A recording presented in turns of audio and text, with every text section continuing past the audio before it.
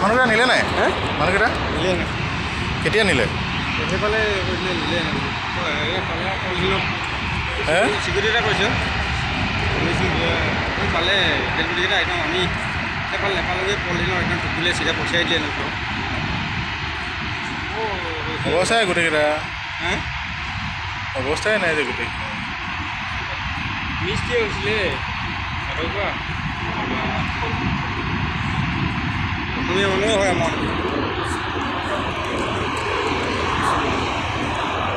কি